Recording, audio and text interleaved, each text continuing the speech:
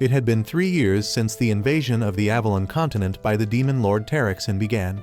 4 countries were destroyed, half the continent fell into his hands, but the gods would never abandon humanity. A demon appeared rushing to attack the armored girl. With just one hand, she could block its attack, then kill it instantly. This girl is Rudy, who carries the hero's blessing. To detoxify one must use coke leaves, and to enhance strength one must use dragon spirit mushrooms. This friend is diligently picking herbs on a mountain. This place is the Zultan frontier, blocked to the east and north by the Meta mountain range, surrounded by many swamps. So developing this land is very arduous and challenging. This is precisely a poor abandoned land, a place that even criminals don't bother visiting. Only eccentrics drift to this place. However, this is an ideal place for this friend. After collecting enough materials, he returns to the Adventurers Guild in town. With all the materials Red earned, he received a total of 130 coins. Seeing Red going to pick herbs again, the people in the Adventurers Guild begin to tease him. Red doesn't care because he finds this to be a suitable job, so they shift their attention to his bronze sword, advising Red to throw away that old sword. At least an iron sword would be cool. Red immediately refutes. His dream is to open his own pharmacy, so he doesn't need to wield a sword at all. After that, Red leaves the guild. That's the dream, but Red hasn't yet saved enough money to open his own shop. At this moment, young Tanta runs up to check on Red. The boy boasts that Gons, a friend, told him he has talent as a carpenter, which makes Tanta very happy. But the boy still doesn't know what his blessing is, so he's a bit worried.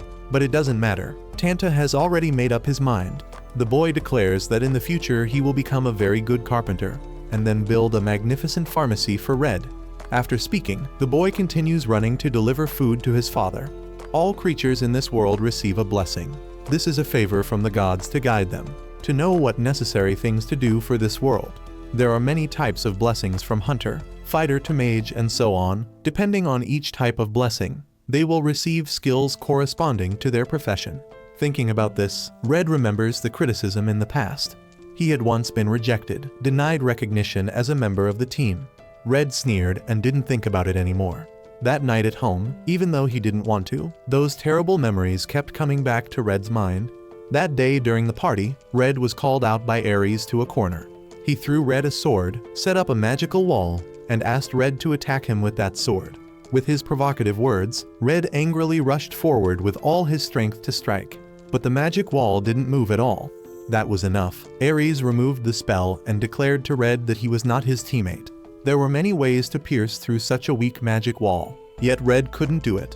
He needed a teammate who could keep up with the group, help when needed, not someone as weak as Red. In the recent battle with Desmond, Aries had observed Red very carefully, and Red completely failed to keep up with everyone.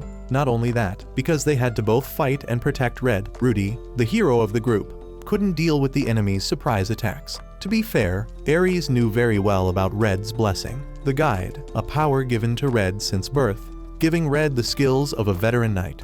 Thanks to that, Red had protected and guided Rudy until today. Aries was very grateful to Red for doing that, but now things were different. Rudy and the others had far surpassed Red's current level. To put it bluntly, they no longer needed Red to be there anymore. Red couldn't accept that. He was still trying his best. Just hearing that, Aries angrily shouted in Red's face, "Effort is a reason leading to success, not an excuse to defend Red's weakness." Aries knew Rudy would never drive Red away, so he called Red out here to give him advice. If he didn't want to create more burden for her, then Red should leave. Being insulted to this point, Red had had enough. He accepted his fate. He was the knight captain of the Bahamut Knight team. If he was expelled now, the reputation of the whole team would go down, so Red would use the excuse of investigating the Demon Lord and never return. After that, he changed his name to Red and came to this city to live in seclusion. Although Aries was a bit harsh, what he said was still the truth. Red sat up looking at the painting on the wall. The adventures with teammates, the battles with intense tactics, now had fallen into the past. Red now had accepted his fate. In this city, he had decided to live his second life here. The next morning, Red went up to the forest again to pick herbs.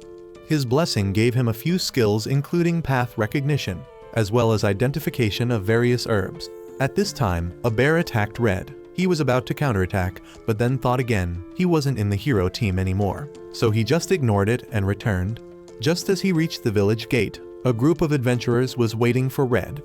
Albert, the team leader, came forward to greet Red.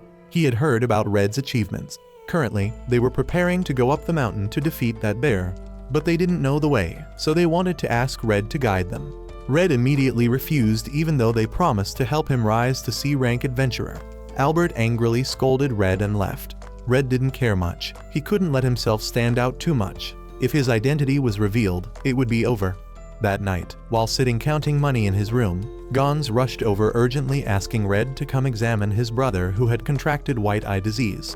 Red also hurriedly went to check on young Tanta. All symptoms matched the doctor's predictions. This was white eye disease. Red could cure it, however currently he didn't have enough herbs here. If left like this until tomorrow, the chance of Tanta going blind would be very high. Gons now knelt down begging Red, knowing that going up the mountain now would be very dangerous, but he could only rely on Red. Red hesitated a bit, but his kindness couldn't ignore Tanta suffering like that. Red accepted and immediately set off. He activated acceleration to enhance his speed, rushing very fast up the mountain. To avoid meeting Albert's group, Red chose a roundabout path. Suddenly, he smelled something strange on the mountain. Red rushed very quickly to check. The mountain was burning fiercely. Red immediately guessed this was Albert's group's doing. But why this place? The necessary ingredient he was looking for only grew in this area. Red tried to search, but encountered the bear that Albert's group was hunting. He didn't want to fight, but now there was no choice. Red drew his sword, cut it once, then left. A while later, Albert's group also arrived. They discovered the bear lying dead there, and also discovered the unusual cut on its body. Meanwhile, Red had already brought the ingredients back to the doctor, thanks to which the boy was much better. Gons wanted to do something to thank Red, but he refused and left. Outside, Red walked while assessing his abilities. Earlier, when picking herbs, he had to use his blessing to avoid the fire, but the duration was very short, not worth it at all.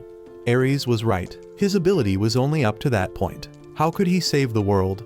At this moment, Gons had hurriedly run after calling Red. He couldn't let the savior of his brother leave empty-handed, wanting to do something to repay Red.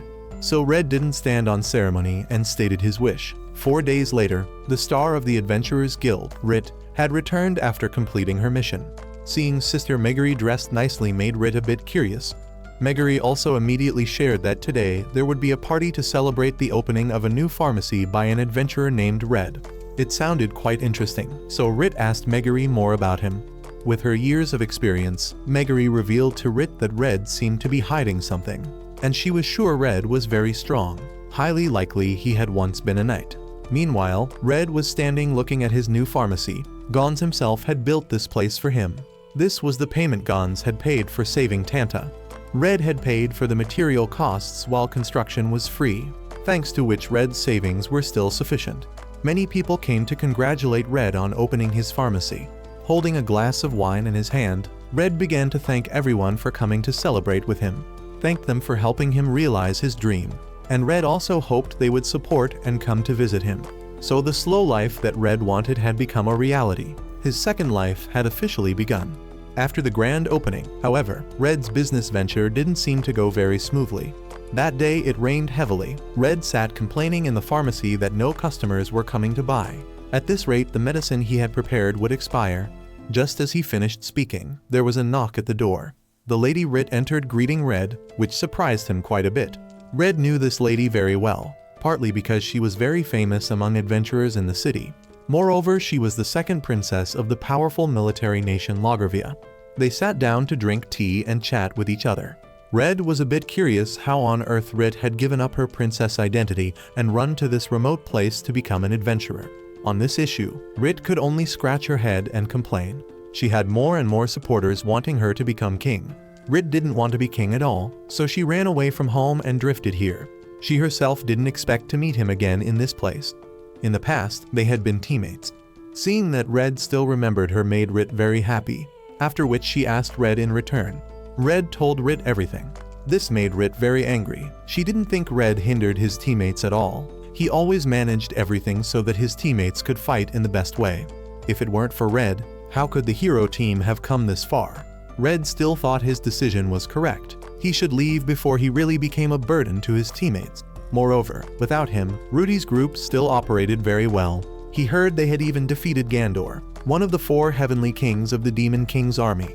After that, feeling that the tea he brewed had cooled, Red excused himself to go to the kitchen to brew another pot of tea for Rit. It had been a long time since they met. How could he serve her so casually? Standing in the kitchen, Red kept remembering his sister Rudy. He sighed. Now it would be difficult to see Rudy again. Rit happily took a sip of tea Red brewed. For her, Red's tea was even better than the tea she had drunk in the palace. Red laughed, not daring to accept this compliment. How could his ordinary cooking skills be compared to royal chefs? Rit didn't think so. Perhaps this tea was good because Red was the one who brewed it for her. As for how these two met, it must be recounted from several years ago, at a bar in the Loggervia Duchy.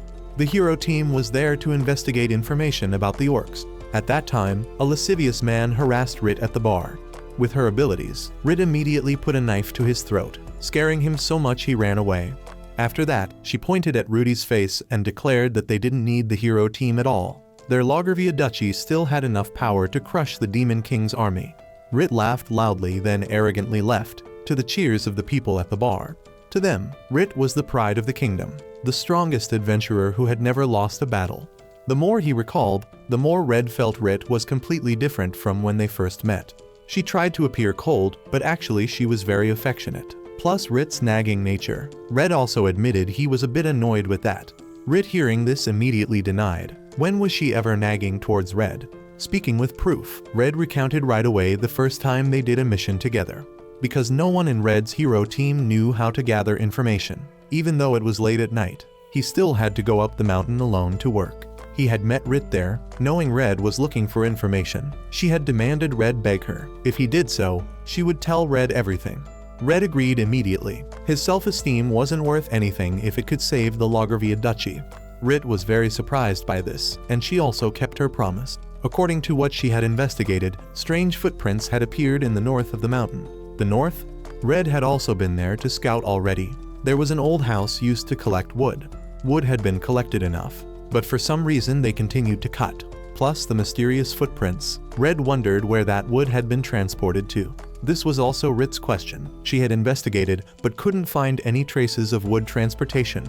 So Rit was certain they had used magic. And as for why the people didn't report it, they must have been threatened or held hostage. Goblins or ordinary monsters couldn't do that. There was only one possibility, which was the Demon King's army. Reasoning to this point, the answer was clear.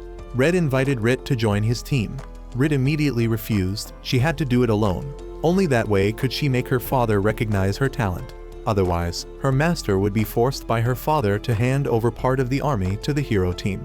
Red didn't force Rit to cooperate with him. He took out a bag of cookies to offer Rit. This was an attack through the gut. Just one bite and Rit had been addicted to the food he cooked until now. Although she liked it that much, Rit still didn't quite acknowledge Red's abilities. She only became honest after the battle with Zultan. A few days later in the Loggervia Duchy, a tactical meeting was held in the castle, with the presence of the hero team. According to scouts, the demon army was currently stationary, but they could attack at any time, so they needed to have a strategy to respond. Several people in the council wanted to attack them right away. The longer the battle was dragged out, the more disadvantageous it would be for them. The food reserves were almost exhausted. At this point, Rit spoke up to argue. If they were like that, then the demon side was the same. During a reconnaissance, she had found their food warehouse deep in the mountain. So Rit came up with a plan. She would, with a few adventurers, infiltrate and burn their food warehouse. The council immediately refused. They couldn't let a country's princess risk like that. But Rit's master agreed. He would serve as bait to make it easier for Rit to infiltrate, and the hero group would stay behind to protect the castle. The plan began, and it didn't go as smoothly as Rit thought. When her master appeared with a group of orcs in the mountain, it turned out her master had been devoured by Zultan long ago. He used the old man's appearance to infiltrate the duchy, leading the battle in a direction favorable to him.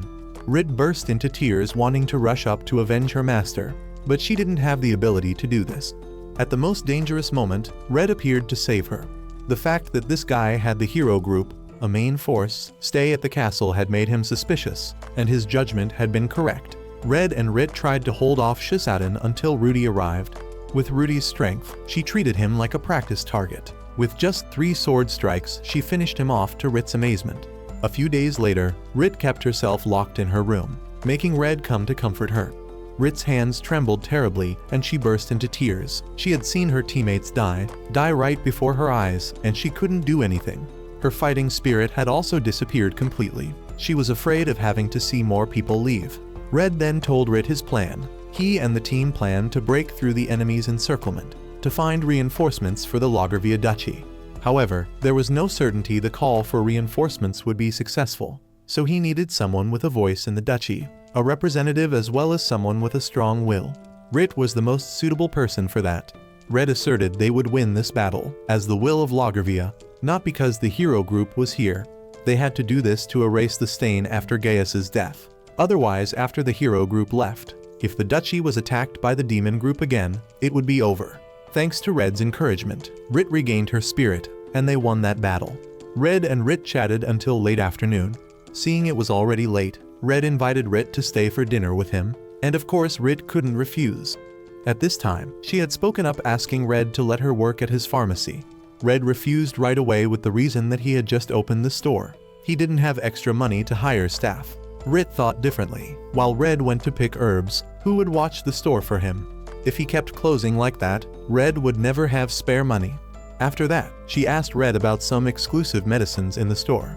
Red immediately took out his proud medicine bottle. Basically, just by mixing this medicine with another medicine, it would be possible to replicate more of that medicine itself. This wasn't what Rit wanted. This couldn't be commercialized because it would cause fluctuations in the market price of medicine, and the guild wouldn't let that happen. Suddenly Rit burst out laughing, unable to close her mouth. She thought Red was a completely talented person, but who would have thought he was so clueless in business? However, this cluelessness made her want to stay by his side to help Red even more.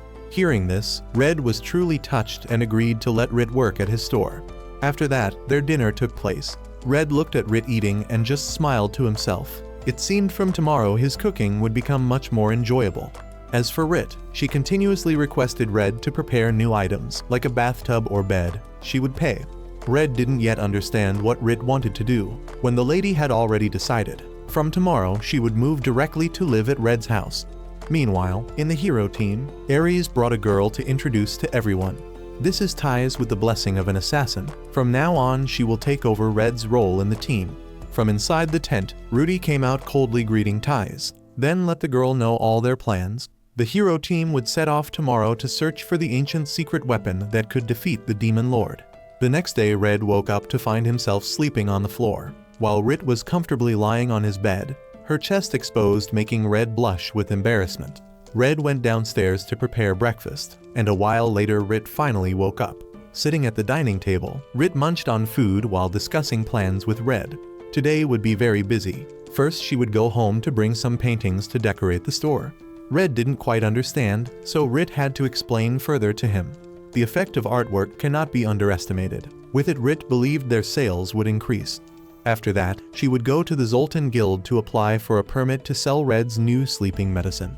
Rit also proactively proposed her salary. She only needed 30 silver coins per month, a very small amount compared to the capabilities Rit could bring to Red. This moved Red deeply. He knew she proactively proposed this so Red wouldn't feel guilty that the amount he paid her wasn't much higher. After finishing eating, they set off again. The country of Zultan was far from the Demon King's battlefield, so this place didn't need to send expeditionary forces to scout around. A peaceful country exactly as Red wanted. But for Rit, this place was still missing something. The reason she left the Logorvia Duchy was partly to follow Red and partly to experience the life of an adventurer. This simple, peaceful life made Rit feel a bit sad. But it didn't matter now, at least she was living with Red. Rit was very happy. Red felt the same way. Now they were no longer walking on the path of the hero team, but walking on the peaceful path of Zultan City. The two went to Scott's shop. Rit happily held Red's hand, showing off to him that from now on she would live with Red. So she came here to buy a bed. Scott's face changed color when he heard this, then teased Red that he was really a lucky guy. Rit ran everywhere choosing a bed. She wanted to buy a double bed for 2 people, but Red absolutely refused, wanting her to buy a single bed. This made Scott a bit annoyed. He had just praised Red for being lucky, and now saw that Red was a coward. Since the bed couldn't fit into the space bag, Rit had to let Scott transport it to the pharmacy for her. After buying, they continued going with Red. While walking, they mentioned Scott. His shop had many customers, which was natural because he was the most famous craftsman in this Zultan city. Red was also a regular customer at his shop. Once when he didn't have enough money to pay, he helped Scott hunt monsters, diving deeper into the god's blessing. Each person born already carries a distinct blessing. It will not be affected by where they live or where they are raised. For example, a strategist could grow up in a slum, or a bandit might carry the blessing of a general. Sometimes even in royalty, someone might receive the blessing of a bandit. In other words, depending on each person's development, the blessing will become useful or not. However, to develop the blessing, there is only one way, that is to fight. Fight to the limit of oneself. And the blessing will also increase after each life and death situation. Red didn't want this at all. This world seemed to be pushing people towards unnecessary battles. While thinking, Red discovered little Tanta being bullied by a group of older children. Although knocked down several times, Tanta still bravely stood up to fight. Seeing Tanta being beaten to a pulp, Red couldn't just stand and watch. So he stepped forward to stop those kids. These kids didn't seem afraid of adults. Instead, they talked back to Red. The biggest one picked up a stone and threw it straight at Red's face. Of course, Red would block this attack. He was quite impressed with this kid. The throwing strength and technique far exceeded an ordinary child. So he turned to advise him, if he was that strong, he should go hunt monsters with adults. The boy didn't bother listening to Red's advice. He scolded Red, then ran away with his gang. Red bent down to help Tanta up and gently cleaned his wounds. Seeing Tanta's friend also injured on her leg, Red happily bandaged it for her. After that, Red curiously asked the kids why they were fighting here. Tanta angrily told them that just earlier, while playing here, a demi came and demanded they leave. So the confrontation happened. Aru knew very well about a demi. He wasn't usually that hot-tempered. But lately a demi had been bullying other children a lot. Red listened and immediately understood that a demi might have accessed his blessing already. The owner of a blessing will change personality according to the blessing. For example, Tanta has the blessing of a craftsman, so he will like tools, while the blessing of magic will increase the desire to learn. As for a demi's blessing, Red guessed it was the blessing of someone who likes to fight, using everything around as weapons. That was a demi's fixed skill. The problem here was that a demi displayed it extremely well, which made Red speculate that a demi might be a fighting genius. It sounds very cool, but only if a demi goes in the right direction, using that blessing to make people respect him. But if he goes astray, it will not be a good blessing at all. Aru listened and was very scared. She didn't want a blessing at all. Aru's blessing was Weapon Master, but Aru didn't like fighting at all. So Red sat down to encourage the little girl. Red quickly did the same. Regardless of what each person's blessing is, it's already a mandatory part. However, as long as they master the blessing, it will help a lot. Thanks to the sincere advice from Red and Rit, little Aru was less afraid. The two kids said goodbye to Red and continued running off to play, while Red's group set off to apply for a permit to sell new medicine. But it didn't seem to go smoothly at all. They were rejected and kicked straight out of the room without being given a chance to explain. Rit didn't give up, so she sought out a higher-up to ask. Having Rit personally come to ask for a permit like this made him a bit uncomfortable, as it was currently a very sensitive time.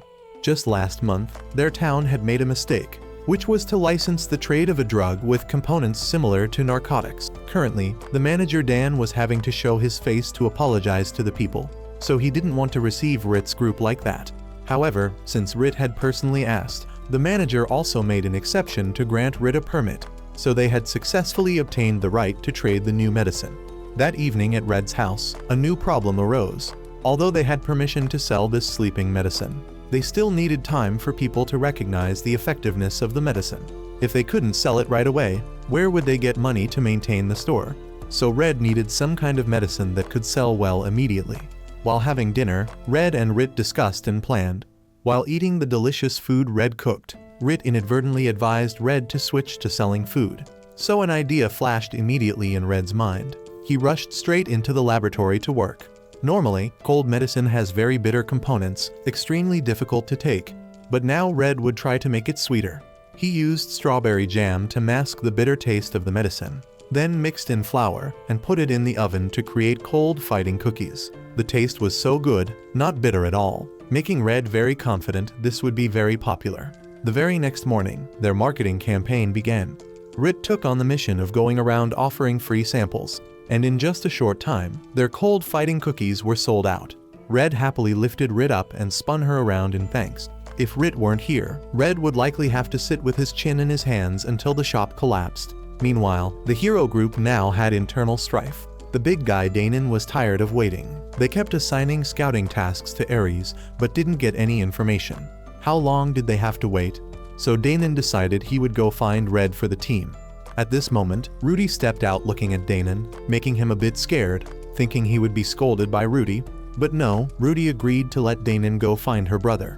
Danon breathed a sigh of relief, then sat down to discuss with Theodora about Red's departure. They themselves didn't even know if Aries had eliminated Red yet. But there was one thing Theodora could be sure of. She acknowledged Red's strength. Danon also acknowledged that, although while working together, Danon often criticized Red on several issues, but swore by his blessing that he never thought Red was a burden to the team. A man acknowledged by both Danon and Theodora must not be ordinary at all, and Theodora also believed that as long as they were here, Aries wouldn't dare to give Red a hard time anymore. A new day arrived at Red's pharmacy. He woke up on the new bed bought yesterday. Red turned to see Rit sleeping very soundly. Taking the opportunity, Red peeked at her chest. Suddenly, Rit opened her eyes to say good morning to Red, making him jump. Fortunately, she didn't discover what he had just done. The daily tasks began again. Red carried a basket to the garden to take care of his herbs, while Rit was helping him hang the bedding. Seeing Rit diligently working made Red unconsciously smile. If anyone asked if he had ever planned for a future like this, Red's answer would definitely be no. The future Red had planned was to stand side by side with Rudy to defeat the Demon King, not living peacefully in a countryside like this. A while later, Red's pharmacy also had its first batch of customers. It was the adventurer group of Oliver. Seeing Rit standing selling medicine here made everyone in the group startled with surprise. The bald-headed man immediately rushed to question Red about the reason. Red only explained briefly. Since there were acquaintances here, Rit invited Oliver to help the store buy a few bottles of medicine.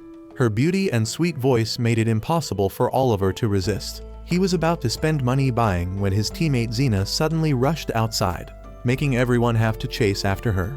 Looking at this scene didn't surprise Red much. Rit was the strongest adventurer in this city. Her quitting being an adventurer to sell medicine would make anyone who heard it feel confused. At this moment, Rit suddenly ran to tell Red that for the next meal, she wanted to drink honey wine. Red didn't know the reason, but if Rit liked it, he would agree. The only problem was there wasn't any at home, so Rit had to go out and buy it herself. While waiting for her to return, Red began thinking about dishes that would go well with this honey wine. The doorbell rang. Red thought it was a customer and ran out to greet them. It turned out to be Albert. He had just arrived and was already criticizing Red's store for being very small. Red didn't care much about this criticism because for him, a pharmacy created by himself, selling medicine he made to earn a living day by day was more than enough. Albert still sneered mockingly at Red. For someone who didn't even know what heaven was like, Red, this was probably enough. After that, he got straight to the main issue. About the bear carcass on the mountain, Albert believed it had been killed by Red. Although Red tried to deny it, Albert still didn't believe him. The fatal cut on that bear was caused by a very blunt weapon, fitting the bronze sword that Red usually carried. Seeing Red still not admitting it, Albert drew his sword, pointing it at his face to force a confession. Right at this moment, Rit rushed in from outside the door, broke his sword and kicked Albert straight in the stomach. "What are you trying to do to my husband?" Rit gritted her teeth, threatening him. Based on his next answer, she would determine his fate. At this point, Red spoke up for Albert. Rit was still very angry and chased Albert away. She was very confused why Red allowed Albert to do whatever he wanted like that. Red calmly explained to Rit that currently he was the only B-rank adventurer in the city. The people still needed him, so how could he harm him? Moreover, Red was sure Albert would stop at the right time. He wouldn't dare go too far. Anyway, Red was very happy that Rit stood up to be angry on his behalf like that. That evening, the party with the bottle of honey wine Rit bought was ready. Sitting at the dining table, Rit happily told Red that currently the store was operating stably. Everything was fine, so she wanted to organize a party like this. However, Rit still felt something was missing. That was a bathtub. Regarding this, Red had already asked the carpenter Gons to make one for him. Coincidentally, recently Red knew of a very famous steam bath, so the two decided that tomorrow they would close the store to go there for an experience. Clearly Red just wanted to come here for the experience, but somehow he met Stowe and Gons and had to participate in an endurance contest. While sitting, Stowe and Gons continuously mentioned the fact that Red was living with Rit. The two kept pushing, advising Red to make a move on Rit quickly. Such a heaven-sent opportunity. If he didn't seize it, when it was gone, don't regret it. Red remained silent, then suddenly stood up. It seemed this temperature wasn't enough to make them shut up. So Red increased the temperature of the steam room to make them green and cooked, resulting in Gons being the first to faint. Gons was dragged outside lying sprawled on the floor. Rit had also finished experiencing the bath and was standing chatting with everyone. Seeing that the owner's shop seemed to have few customers, Stowe spoke up to ask about his situation. This shop had just opened recently, so having few customers was to be expected. Moreover, it was directly competing with a public bath built by nobles. That place was much better than this one, so probably all the residents had gone there to experience it. Seeing that Zeph had given up before even fighting made everyone very worried, so they decided to help Zeph attract more customers. That evening at Red's pharmacy, Rit and Tanta sat planning here. They needed something that the noble's bathhouse didn't have to attract customers. Red brought tea from the kitchen for them. Seeing Tanta continuously praising the tea he brewed as very delicious, a bold idea popped up in Red's head. The very next day, he led Rit to Zeph's bathhouse. Just meeting them, Zeph already smelled a strange fragrance. Red didn't hide anything from him anymore. He presented a bag of aromatic herbs, then explained to him that he planned to use the method of smoke therapy to help him attract more customers. This method was still used by an elf tribe living deep in the mountains until today. It helps the experiencers enhance immunity, drive away diseases, and moreover, since it uses all kinds of herbs, its fragrance doesn't need to be charged for. Seeing is believing. Red demonstrated the effect for Zeph to see right away, making him extremely amazed at the effect of this herb bag. So Zeph decided to use this for business right away, and of course Red would be the supplier for him. After that, the three continued to experience the steam bath. Red was sitting comfortably enjoying the scenery when suddenly Now and Rit walked in, making him jump. It wasn't fair that only Red got to experience it, so they decided to come in here to steam with him. Red was very shy and wanted to go out, but was stopped by Rit and Now. A girl has taken the initiative like this and Red still doesn't know how to seize the opportunity. Now was a bit disappointed in Red, so Red had to sit back with them. But Red's awkward atmosphere made Now laugh uncontrollably, looking at Red like a teenager who had just hit puberty. Next, Now had words of praise for Rit. That Rit's eye for people was very accurate. Compared to other nobles, Red was worlds apart. In this Zultan city, Now believed no one was as kind and responsible as Red. Red was praised to the point of embarrassment and fainted immediately. Thanks to the new business campaign, the very next day, Zeph's bathhouse was very crowded with customers. Of course, Scott and Gons also came here to experience it. Once again, the three competed in endurance with each other, and this time Scott was the loser. After experiencing a day of steam bathing, Gons' family and Red returned. On the way, Rit suddenly revealed something to Red about her wanting to drink honey wine with him. It was a custom in the Lagervia Duchy. When two people lived together, drinking honey wine would increase affection and trust for both sides. Red just smiled back at Rit without denying the meaning Rit wanted to convey, which made Rit very happy. Meanwhile, on the hero team's side, at the most needed time, Danon had left the team to find Red like this, making Aries not happy at all. As for Theodora, she just gently sat down to chat with Ties. Surely Ties must be very disappointed with this hero team. Even Theodora now felt the same way. Initially, their team didn't think about problems like this, but since Red left, they had encountered countless difficulties, leading to a significant decrease in the team's solidarity. And Theodora affirmed in front of Ties that this team still needed Red, a leader to guide them on the paths ahead. The next day, while Red and Rit were organizing inventory to prepare to open the store, there was a knock at the door. It wasn't time to open yet, so Red was confused as he went to answer. In front of him was a group of people, led by a one-eyed man who looked very fierce. He stepped forward to introduce himself to Red, saying he was Gallatin, a high-ranking leader of the Adventurers Guild. He heard that Rit was living here, so he came to discuss something with her. Red immediately refused, saying that yes, Rit was living here, but currently she was very busy organizing inventory to prepare for opening. Mr. Gallatin didn't accept this reason from Red, saying that at the very least, he should go back and inform Rit. Whether they would wait or not would depend on her answer, not Red's. Red had to go back, though he didn't need to inform her as Rit already knew who had come looking for her. She decided to make them wait. A while later, the inventory work was completed, and Rit asked Red's permission to talk to them. Just as she opened the door, a man wearing a hat covering his face, who was with Gallatin's group, stepped forward to Red. From his bag, he took out a box. Red immediately recognized the item inside as soon as he saw it. It was an elven coin. Seeing that Red already knew, the man saved himself the trouble of explaining and went straight to the main issue. He asked Red to take this and cut ties with Rit. This coin was worth tens of thousands of silver coins. Just by selling it, Red would have enough money to maintain this store for a lifetime. And if Red wanted women, that was fine too. He promised to prepare plenty for Red every night. Hearing this, Red criticized it as too little. For him, Rit was worth thousands of gold coins, not tens of thousands of silver. And even if he were to pile thousands of gold coins in front of him, Red would have no reason to hand Rit over. Seeing that he couldn't persuade Red, the man didn't try to do anything, just reminding Red that if he changed his mind, he could come to the guild to negotiate more about the price. Meanwhile, Rit outside was also refusing all proposals from Gallatin's group. No matter how high they priced, she declared that she had already signed a lifetime contract to work at Red's store, so she would no longer be an adventurer. Before leaving, Rit still had to remind them once more. If they dared to make things difficult for Red to make him leave this town, they should watch out. Standing in the store, Red heard everything, which made him a bit embarrassed. A lifetime contract. Red immediately called Rit to him and pushed an amber bracelet into her hand. This would be the deposit for her lifetime contract. Rit was very happy and teased Red, saying that if he didn't clarify, she might misunderstand his intention. Rit's withdrawal from the Hunters Guild was a big issue, leading to actions from hostile factions against the country of Zultan, notably a group of orcs directly confronting Zultan. They called the guide Dill to assign him a mission. First, regarding Rit, if she had left the Hunters Guild, then nothing would hold her back.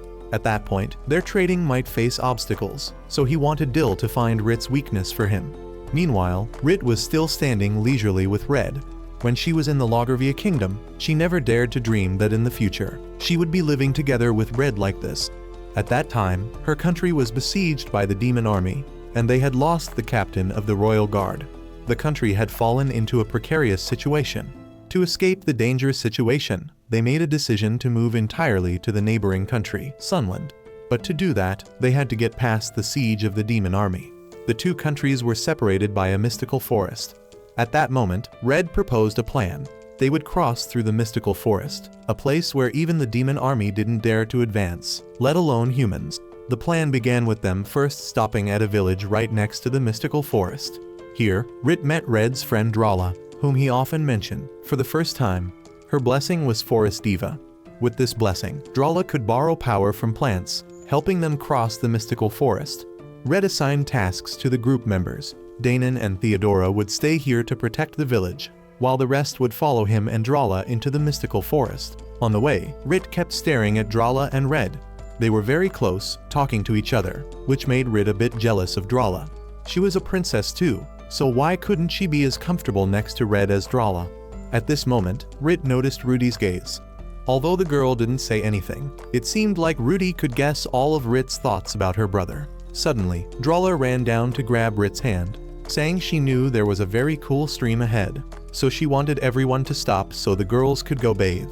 Without giving Rit a chance to refuse, Drala had already pulled her away.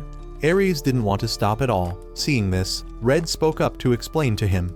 From the beginning, he had promised to follow all of Drala's guidance, so if she wanted to stop here, they had to comply. Drala and Rit happily bathed in the stream. Suddenly, Drala spoke up asking Rit. She knew very well that Rit liked Red, but Rit's tendency to get embarrassed and angry was what prevented her from being comfortable beside Red. So Drala gave her some advice. She should express her feelings to Red. There was nothing to be embarrassed about, or she could express it in a joking way. At least that would make her and Red feel more comfortable around each other. Rit thought Drala also liked Red, but Drala affirmed that wasn't the case. The elf tribe had a much longer lifespan than humans, so Drala couldn't be Red's lover. She went around behind Rit to encourage her not to worry about that issue. She was just Red's trustworthy teammate.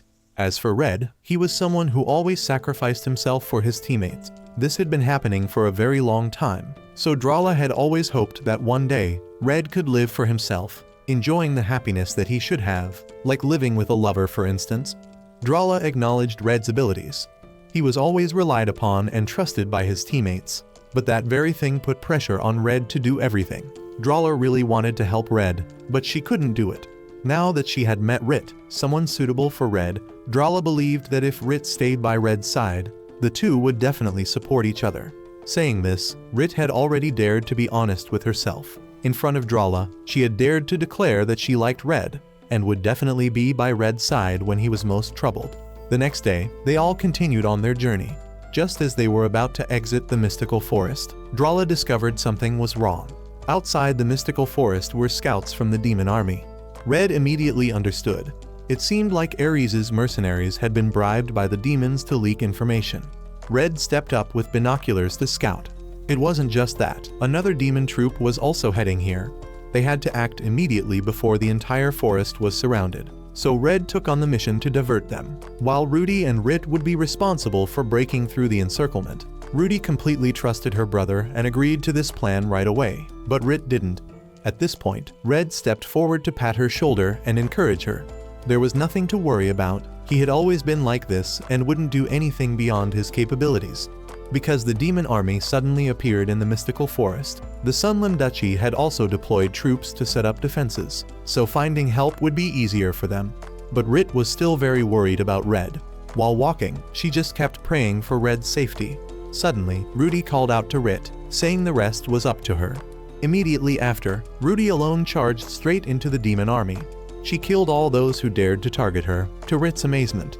They fought until late afternoon when victory finally belonged to them.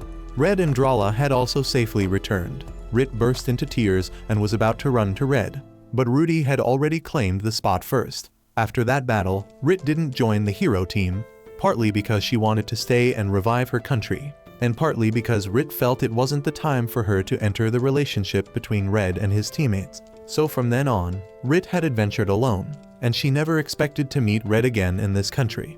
Reminiscing to this point, Rit was interrupted by Red because there was an order that needed to be delivered and Rit still hadn't gone. Rit took the package and happily left the store. At this moment, Dill appeared, wanting to propose to Rit.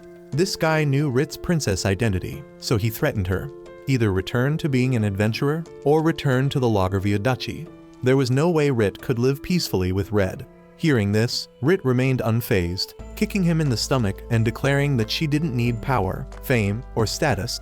She was willing to give up everything in the Loggervia Duchy just to live with Red. After saying this, she ignored Dill and returned home.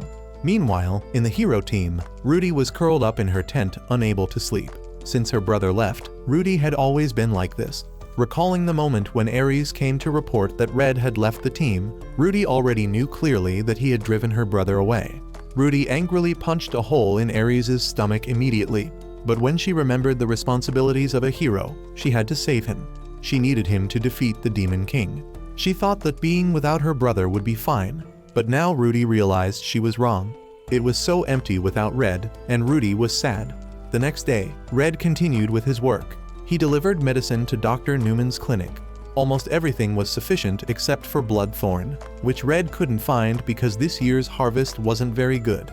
Right at this moment, there was a strange noise coming from outside the clinic. Red and Dr. Newman immediately ran over to check, only to see Jackson lying with his tongue out on the floor.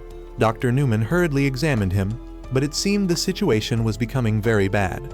Jackson's heart rate was too high, so Red handed the doctor a bottle of antidote, brewed by him from gray stargrass. Red had never taken any medical courses, but his first aid skill had already reached master level. So Dr. Newman half believed and gave Jackson the medicine Red provided.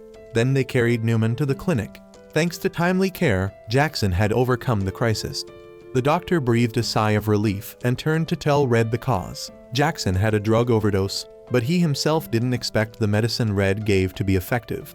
He predicted that in the future, the number of people with drug overdoses would increase, so it was safest to ask Red to prepare antidotes in advance. Red agreed and then returned to the pharmacy. Rit was starving, making Red have to go to the kitchen to cook for her. Sitting at the dining table, Red told Rit everything. He mentioned the type of drug that had been licensed recently. He didn't know who had smuggled that drug into the city, but that wasn't Red's responsibility. His job was just to provide medicine to Dr. Newman. After that, Red suggested to Rit that they go to the stream to play in the water and have a BBQ. Of course, Rit would agree immediately. The two rented a dragon as their transportation. Since Rit had already worn her swimsuit underneath, as soon as they arrived, she jumped right into the stream to play in the water. They played by splashing water at each other before going to grill BBQ. At times like this, Red was very awkward, not knowing what topic to talk about. Rit was also very quiet. The two looked at each other and spontaneously laughed out loud. Red thought Rit was an expert in this area. Who would have thought she was just like him? It was because at the pharmacy, Rit was usually the one to initiate conversations. Rit also opened her heart to Red right away. It was because she had made up her mind beforehand, so she was that active. In reality, Rit was also very afraid that Red would reject her proposal. Moreover, now that she was living with him, no matter how hard Rit tried to flirt with him, Red still kept a straight face, as if he only considered her a friend. Red immediately grabbed Rit's hand to deny that. It wasn't that he was keeping a straight face, but just because otherwise, both would be very embarrassed. The romantic atmosphere increased, and Rit once again took the initiative to kiss Red. Meanwhile, Rudy's group had crossed the desert. According to Aries' information, right in front of them was a relic from the time of the previous Demon King. Aries was quite sure the weapon that could defeat the Demon King would be in there. Before entering the relic, Theodora advised them to prepare once more. Thais eagerly ran to a nearby oasis to get water. Rudy also followed her. When alone with Rudy, Thais awkwardly wondered about some issues with Rudy. There had been several times when Thais peeked into Rudy's tent, but never saw Rudy sleeping. Rudy also explained clearly to Thais. Thanks to the hero's blessing, Rudy didn't need to sleep. Eating and drinking were the same. She had the ability to resist everything, including human physiological issues. At this moment, a desert sandstorm blew past. Rudy just stood there as if she were an emotionless person. Meanwhile, Red and Rit had finished relaxing and returned to the store. Rit brought up the drug issue again. The Adventurers Guild had provided her with information. The number of people using the drug was trending upward, and when using that drug, it would turn the user into a different person. Right at this moment, a severely injured person rushed into Red's store begging for help. Looking at his wounds, it seemed they weren't from an accident. So Red stayed to provide first aid while Rit went outside to check the situation. The scene before her eyes made her very confused, as one of Albert's teammates was massacring the city's residents. Seeing Rit arrive, he immediately switched his target to her. As far as Rit knew, this guy wasn't strong at all, but now he was attacking her with an incredibly sharp killing intent, making Rit have to draw her weapon to fight back. Two more guys also appeared to attack Rit. She didn't want to kill them, just tried to knock them out. But somehow, Albert appeared from somewhere with a crossbow in his hand, shooting each of them in the head. It wasn't necessary to kill them like this. Rit angrily pointed her sword at his face. She had wanted to eliminate this guy for a long time, but in the end, Rit still spared him. After the incident, Rit returned to report to Red. Red had thought a lot, but the only possibility for them to become so crazy was drugs. Rit thought the same because that guy couldn't be that strong, even if one tried to exaggerate. At this moment, Tanta and Aru came to Red's house to play, so he invited the two kids to stay for lunch with him. During the meal, Aru told Red that yesterday she had already accessed her blessing, but hadn't felt the blessing urging her to do anything yet, which made Aru very worried. Aru's blessing was Weapon Master. According to Red's guess, it might be that Aru wasn't interested in any type of weapon yet, so the blessing wasn't urging her. But continuously keeping this anxiety in her heart wasn't a good way, so Red advised Aru to get familiar with daggers. Since Aru's father was working as a dismantling worker at the port, getting familiar with daggers would help Aru assist her father, killing two birds with one stone while also removing her anxiety. After lunch, one of Albert's teammates personally came to apologize to Rit on behalf of the team leader.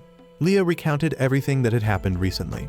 Albert was very active, accepting many missions in the guild. But Albert's activeness made the team members feel uncomfortable because those with ordinary blessings couldn't keep up with Albert. Red knew very well what his blessing was. Champion, a blessing in the same class as the hero blessing. This blessing urged the owner to become stronger, to make their name in history. But it seemed Albert couldn't control it, so he had drifted to this remote city. Leo was very afraid Albert would leave this place, but Red was quite sure he wouldn't do that, because Red understood that Albert was also trying to become a hero of this country. That night, a very big storm fell. After checking that all windows were closed, Rit happily sat drinking tea with Red. Red treated Rit to an extremely delicious honey milk that he used to make for Rudy when she was little. Red remembered that day, which was also a very rainy day. Normally, children would cry because they were afraid of storms, but Rudy still didn't have any emotions. At this moment, Red had used the excuse that he was afraid to ask to hold the little girl's hand. It was just an excuse, after which Red had taught Rudy many things. People smile when they're happy, when they're sad or bored. They do meaningless things, and now Red was doing the same. Rudy also understood Red's meaning very quickly. The little girl stood up and hugged him from behind. For the first time, Rudy smiled and hoped Red would stay by her side forever. This, Red couldn't promise. He needed to leave to learn to become a knight. Only then could he accompany Rudy on her journey to become a hero. Of course, when he had free time, he would bring gifts back for Rudy, and that gift was this honey milk. Thinking about this, there was a knock at the clinic door. Red ran to open it and saw Dr. Newman carrying little Aru, her head covered in blood, to him. Red quickly put little Aru on the bed to care for her. There were pebbles around the wound, making Dr. Newman guess that perhaps the wind was too strong and hit the little girl's head. But why would Aru go outside during such a storm? At this moment, Aru regained consciousness. She frantically begged for help, saying Ademi had come to her house with an axe and attacked her parents. Red grabbed a lamp and rushed to Aru's house. Fortunately, Gons and now weren't in life-threatening danger. Perhaps they were just punched, but this case wouldn't end so simply, since Ademi was the son of the guard captain, and after the incident the boy had disappeared. The residents in Aru's neighborhood had stood up to protest against the guards covering up for that kid.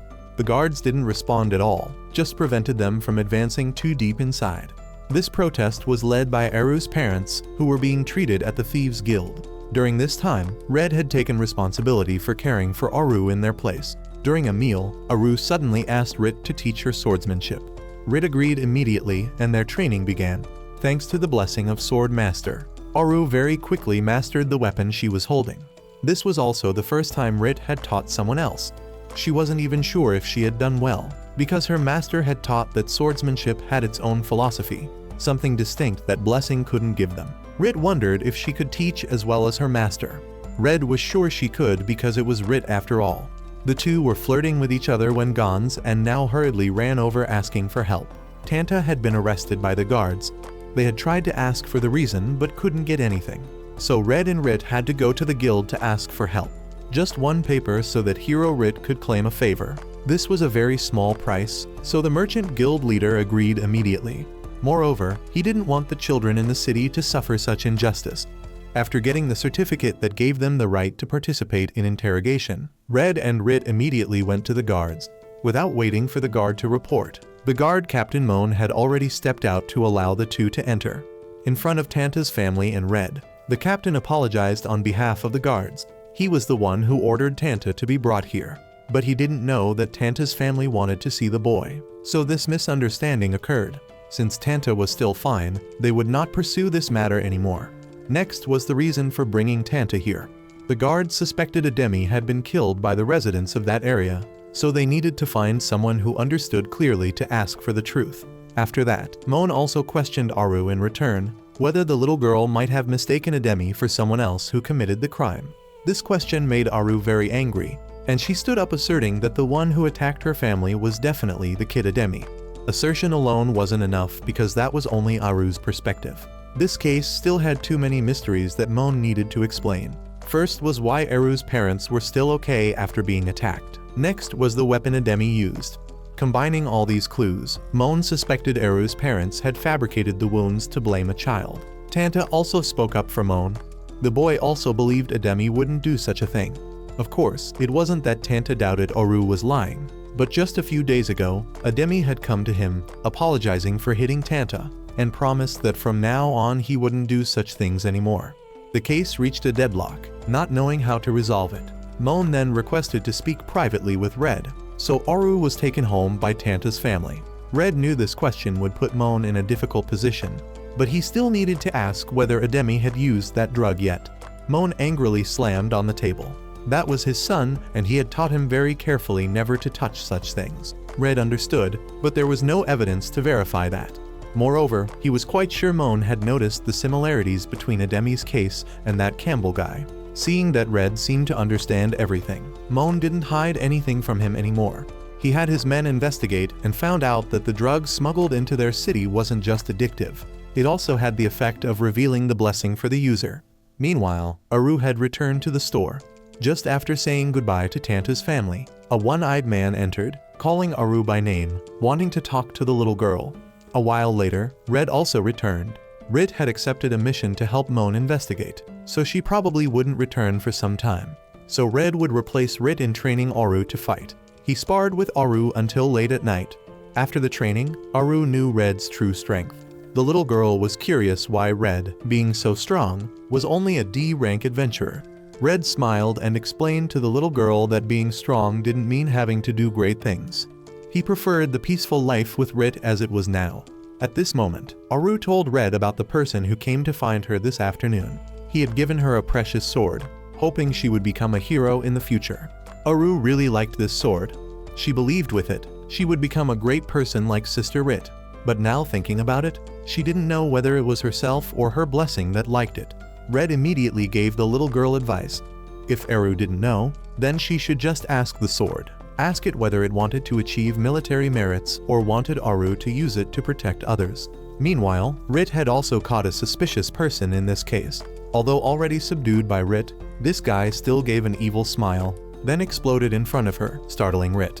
This guy had attached a bomb to himself in preparation for the case he was caught. Right after, Rit was surrounded by his accomplices. Rit was fighting them when suddenly Danon appeared to help her. Danon had come to this city to find Red at Rudy's request. But after carefully investigating, Danon knew that Red already had a place to return to, so he didn't want to trouble Red anymore. Instead, there were some matters Danon needed to resolve here. He stepped forward to pull the hood off the heads of those who had just attacked Rit, revealing their horns, making Rit jump in surprise. These were mid-level demons. How on earth did they appear here? This wasn't simple, so Danon wanted Rit to help him.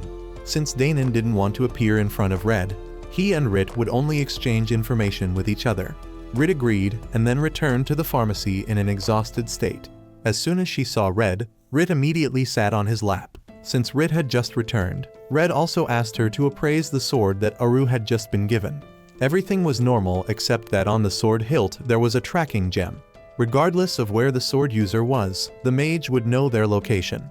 This made Red a bit suspicious, not knowing why they wanted to know Aru's location. So the next morning, Red and Rit took Aru to forge a new sword. While waiting for Mr. Mogram to make it for them, Red heard a loud noise outside. He immediately ran out to ask Kaya and Keith what was happening. It seemed the Thieves Guild was trying to call on people to protest, to prevent the guards' investigation from proceeding smoothly. Initially, Kaya and Keith didn't pay much attention, but the idiot Oliver was also present in that protest group, so they had to do something to pull him out. At the same time, Rudy's group had broken into the relic of the previous Demon King. They were blocked by a giant bull-headed demon. Rudy assigned Ties the mission to find the weapon, then fought with this demon. Theodora also rushed up to support Rudy, while Aries, seeing the horrific appearance of the demon, was too scared to do anything and had to let Rudy save him again.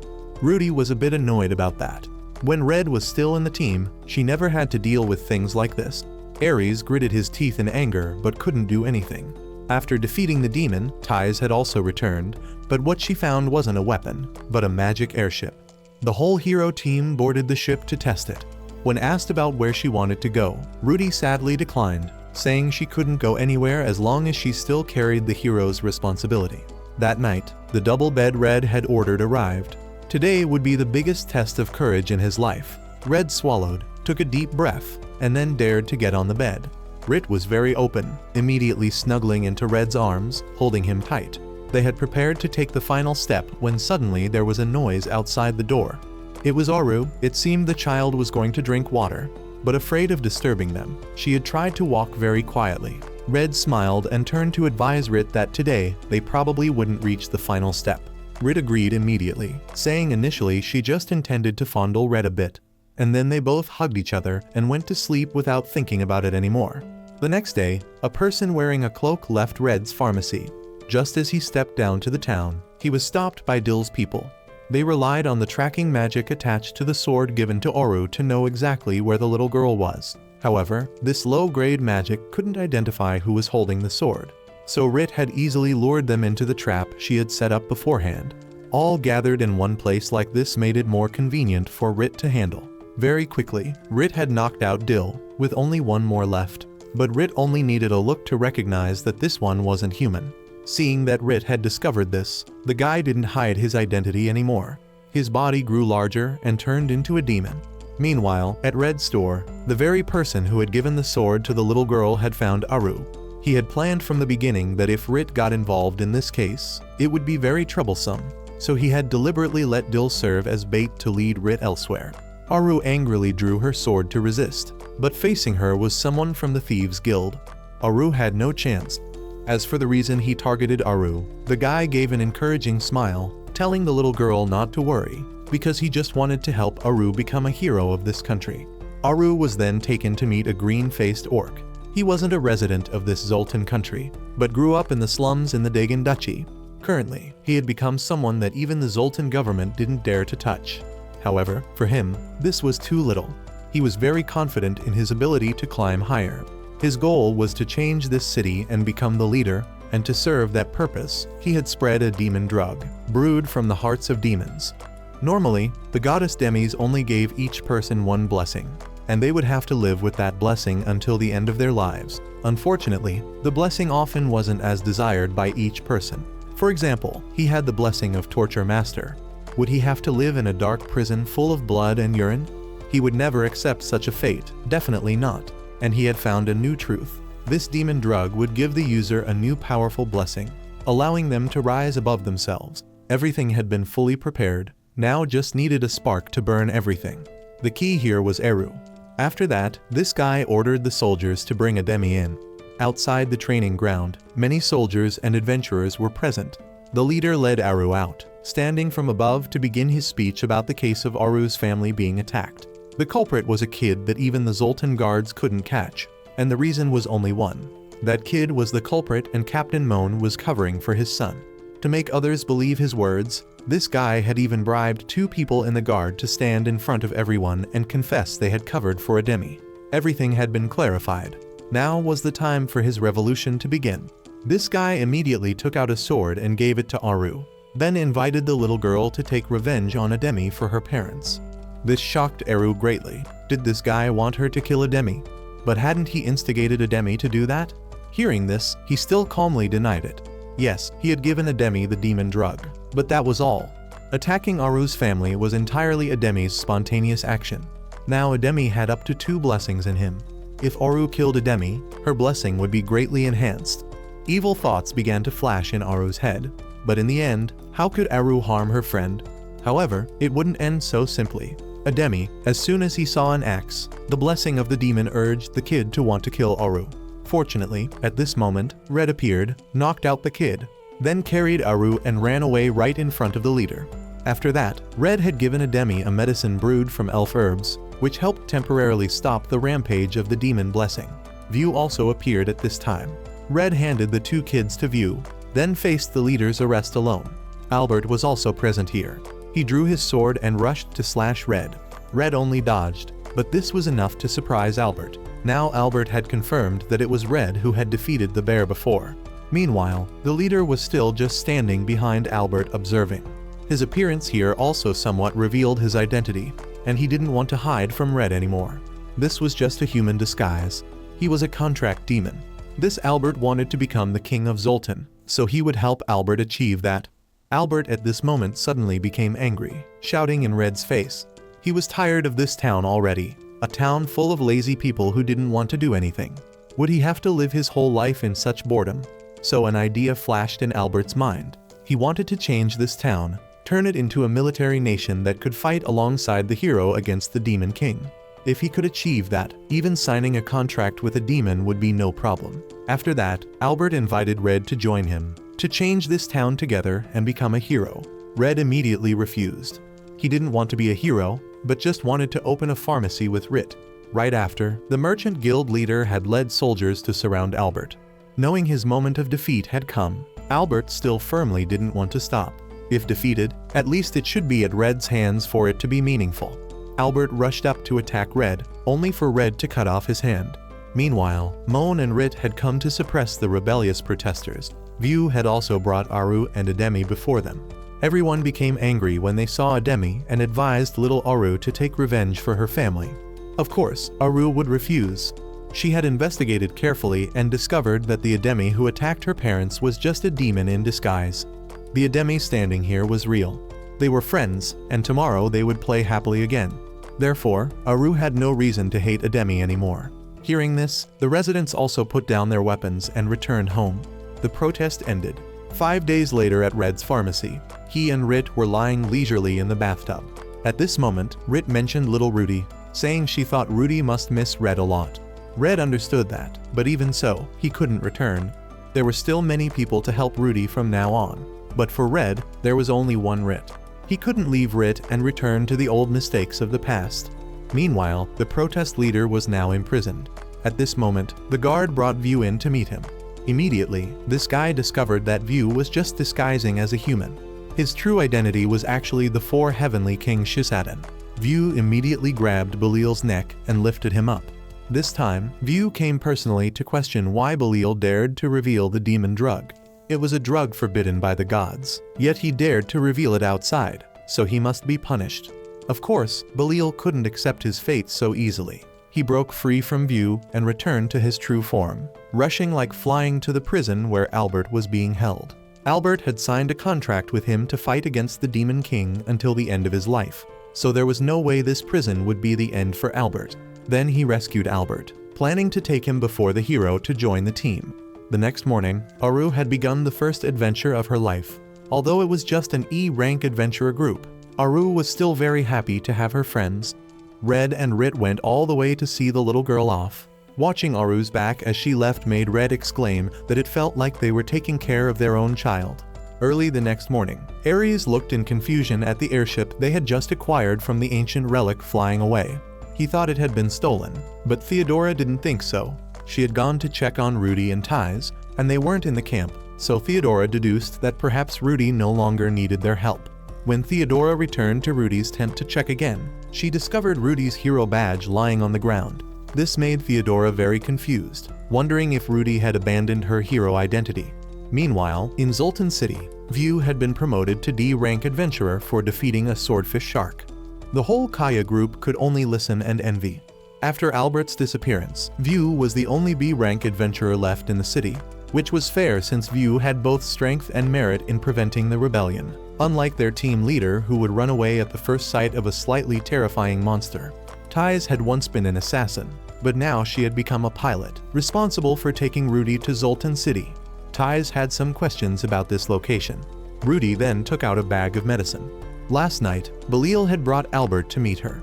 In front of Rudy, Belial swore that he had no hostile intentions toward Rudy. On the contrary, he greatly worshipped the creator god Demis. After that, Belial took out the demon drug and explained to Rudy that this was an extremely useful medicine. It helped those with non-combat blessings still gain the strength to fight monsters without any side effects. Rudy herself had the ability to be immune to all toxins, so she poured the entire bag of medicine into her mouth to check. This made Belial turn pale with fear, afraid that if the medicine had no effect, he would be killed. But fortunately, it was effective. And this time, Rudy wanted to come to Zultan to find more supply of this medicine. With the hero identity, Rudy felt it was a bit awkward for others, so she had decided to temporarily abandon this identity, then reminded Ties that if she did anything improper, Ties must step in to stop her. Being personally asked by hero Rudy like this put an enormous pressure on Ties, and she didn't even know if she could help Rudy. Meanwhile, Red was sitting sighing in the pharmacy. It was winter, so no customers came to buy medicine. If it continued like this, Red didn't know how to maintain the store. Rit brought warm tea from the kitchen for Red. Seeing him troubled, Rit came up with an idea for Red. They needed something that people would buy in winter. If it were in the Loggervia Kingdom, Rit thought it would be heating bags. However, to make heating bags, they would need an alchemist. On this issue, Red already had a solution. When he was still in the hero team, he had learned how to create heating bags without needing an alchemist. With this idea, Red immediately set to work. Afterward, Red took his heating bags around the city to offer people to try them. Gons, Scott, or Dr. Newman were all lucky ones to use Red's first batch. It went very smoothly, and it wasn't until evening that Red returned. He was shivering with cold on the way when Rit ran to meet him. Seeing Red cold, she took off her gloves and placed them on Red's face. That warmth moved Red deeply. At this moment, it suddenly started snowing. It was strange because Zultan rarely had snow like this before. The two held hands walking on the romantic road, then sat down on a double bench under a street lamp, looking very affectionate. At this moment, Red very gallantly took off his coat and covered Rit with it. This way, neither of them would be cold. Then Rit whispered in Red's ear that she knew no one walked this road at night. Red immediately understood Rit's meaning, and they gave each other a passionate kiss. The next morning, Rudy's airship had docked on a mountain near Zultan city. Ties replaced Rudy's distinctive armor with a new dress, which would make her less noticeable. After completing the check, the two entered the town. Just as they reached the bridge, an incident occurred. A guard named Otto stopped everyone who wanted to cross the bridge to collect a fee from them. Ties wanted to find another way to go, but Rudy didn't. She stepped forward and punched Otto away. Ties could only look in bewilderment. This was too conspicuous, not at all like Rudy's original wish. A while later, when Otto was warming himself by the shore, Red was also crossing the bridge. Seeing Red looking gentle and easy to rob, Otto immediately rushed up wanting to steal Red's clothes. The armor he was wearing earlier had been washed away by the river, leaving only his small pants. He picked the wrong person to mess with, and so his last small pants also followed the water away. That night, Rudy brought back the corpse of a monster to the guard. According to her, these were very dangerous, so to be safe, she had taken it down before it could harm the residents. Once again, Rudy stood out, and Ties didn't know how to advise the girl now. She quickly took Rudy away, then began to seek information about that demon drug. It was late at night when Red returned, just as the guard had finished his shift. Seeing Red, he immediately invited Red to go drinking with him. Ties wandered around the city, not knowing where to find information now. At that moment, she saw a restaurant and immediately went in to sit. She chose none other than the place where Red and the guard were drinking. Just seeing Ties once, Red had immediately judged that she was very strong. Ties was the same. Although Red had used long clothes to hide it, she still discovered that there were many scars on Red's body. Both ate very quickly, then went their separate ways. Having obtained an important piece of information, Ties returned to report to Rudy, wanting Rudy to be more careful because this person was very strong. Before meeting again, Ties had to investigate more to confirm whether Red was a friend or foe to them. According to Rudy, cooperation would be difficult because she came to this town to find the alchemist who could make the demon drug. It seemed this person was being imprisoned in the dungeon, so Rudy decided to go and break into the prison. The next morning at Red's store, a little dragon had come to find and ask Red for help. Meanwhile, Rudy began to go around the prison to check. As she went, she wondered if her brother were here. How would he act? Rudy still remembered a bit of Red's working style. To break into a prison guarded by soldiers carefully, they first had to understand clearly how the prison operated, what the shift schedule of the soldiers was like. So Rudy sat right down on a bench nearby for convenient observation. The more she thought, the more she missed Red. She wanted to talk a lot with her brother. Rudy's determination rose. She swore that somehow she must meet Red again. At this moment, Red and Rit followed the little dragon to a fairy village deep in the forest near the city to treat a water spirit suffering from insomnia recently. Red sat down to look over once, and he immediately realized this wasn't a disease, but she was being affected by a curse. Only after Red mentioned it did Faye immediately check again. Currently, she couldn't even control water. Perhaps this curse had penetrated very deeply into her body already, so Red gave her a bag of medicine. He had experience treating these curses already, so Faye just needed to follow his treatment method, and she would recover. That night, Rudy had caused a big commotion and broke into the cell of the alchemist Godwin, demanding him to brew the demon drug for her. Godwin looked at Rudy's soulless face and empty eyes and turned pale with fear, hurriedly begging Rudy to spare him, promising to do everything. A long night passed. The next morning, Rudy waited for Ties to wake up before beginning the next step of the plan. Godwin was currently sick, so Rudy wanted to cure him first. But since Rudy couldn't reveal her hero identity, she wouldn't use healing magic for Godwin. Instead, giving him medicine would be a safer option. So Ties immediately recommended to Rudy a very famous pharmacy in this Zultan city. It must surely be Red's pharmacy. Just as Red was selling heating bags to Gons, Rudy had entered the store.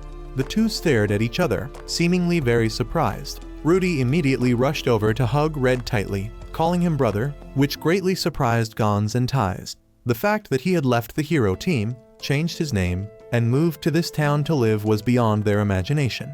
Red had to close the pharmacy today to receive his sister. Gons also left right after.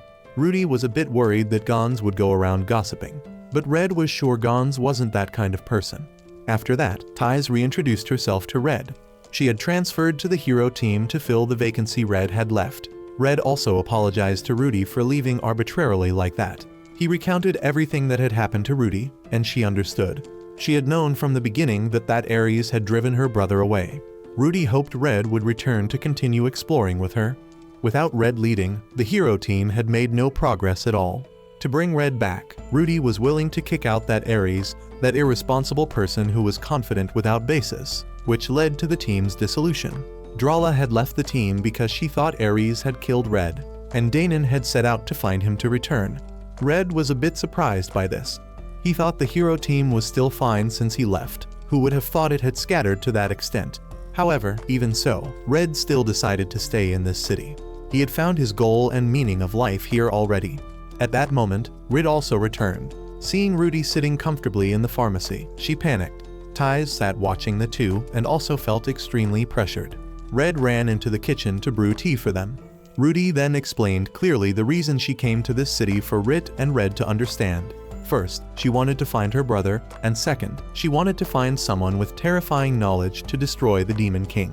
The second goal had been accomplished, so temporarily she didn't have to do anything more.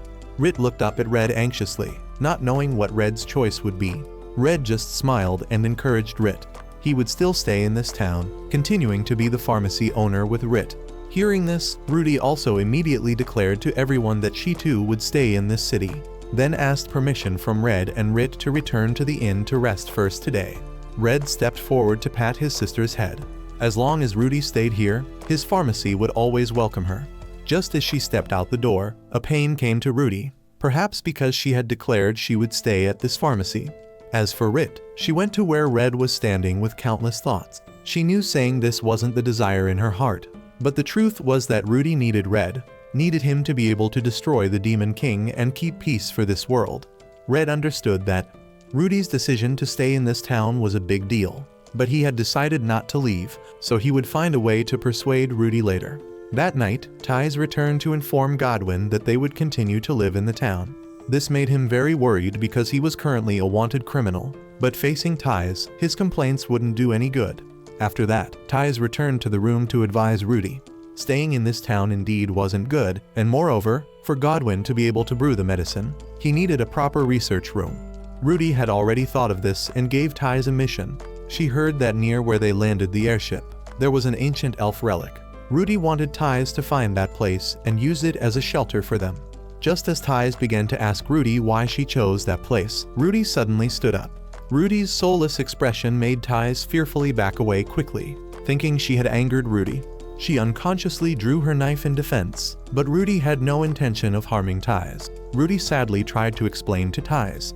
After that, Ties was stunned to realize that the person in front of her, a hero carrying the strongest blessing of humanity, had such a face, a confused face not knowing how to explain when making teammates worry. Due to too much worry, Ties had unconsciously drawn her knife in defense. She had to quickly throw away the dagger, then brought out her beloved spider Yujuj to introduce to Rudy, to let the two become friends. The misunderstanding was cleared right after that, and now Ties was very proud that she had become a friend of the hero Rudy. Meanwhile, at View's house, he was also searching for the ancient elf relic. There was something he needed to find in that ancient relic. The next morning, Rudy and Ties came to Red's pharmacy again. This time, she and Ties took on the responsibility of receiving customers. But because Rudy's face was too scary, she only scared customers away. So Red invited Rudy to go down to the city with him, leaving Ties and Rit to watch the store. The first place Red took his sister to was Mr. Zeph's steam bath.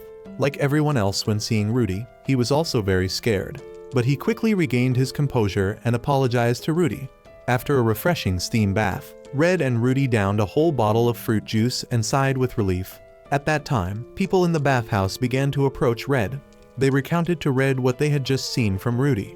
All the steam on her body after finishing the steam bath. Rudy just needed to shake slightly. and it all disappeared, which made them both surprised and amazed at this ability.